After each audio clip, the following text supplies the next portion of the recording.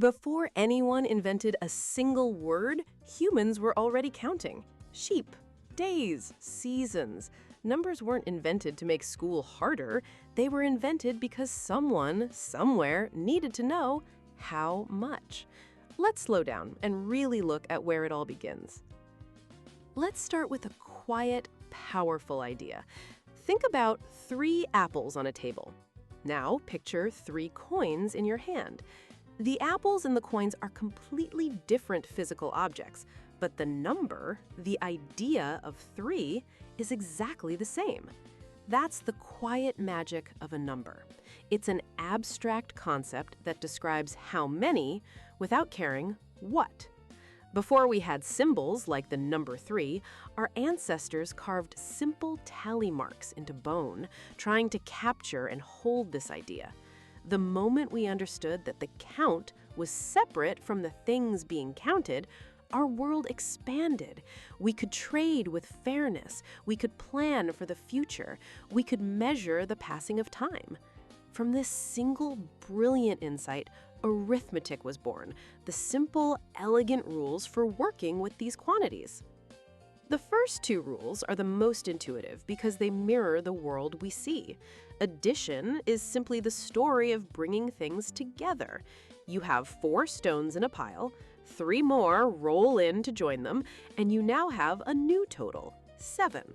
It's the mathematics of accumulation, of growth. Subtraction is its quiet twin, the story of taking things away. From those 7 stones, 2 are removed, and you are left with 5. It's the mathematics of loss, of reduction. It sounds almost too basic to matter, but every budget you've ever balanced, every recipe you've ever doubled, is built on this patient, fundamental dance between more and less. But what happens when you need to add the same number over and over again? Say 4 plus another 4 plus another 4 and 1 more. Writing that out is slow and clumsy, so we looked for a better way. We invented a shortcut to make repeated addition faster, and we called it multiplication.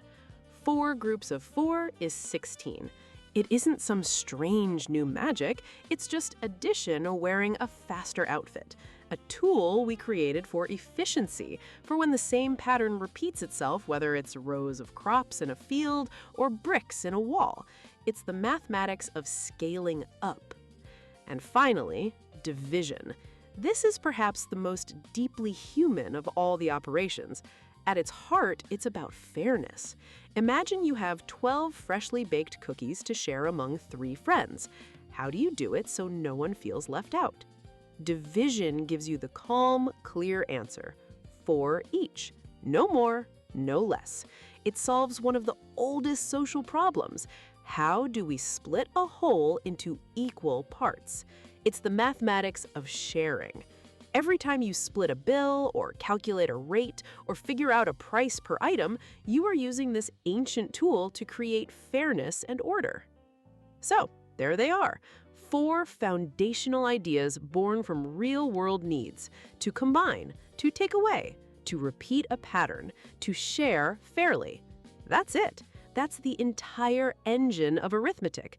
They aren't just abstract rules from a textbook, they're reflections of actions we take every single day. And when you truly see them that way, math stops being a subject you have to learn and starts feeling like a language about the world that you have quietly understood your whole life.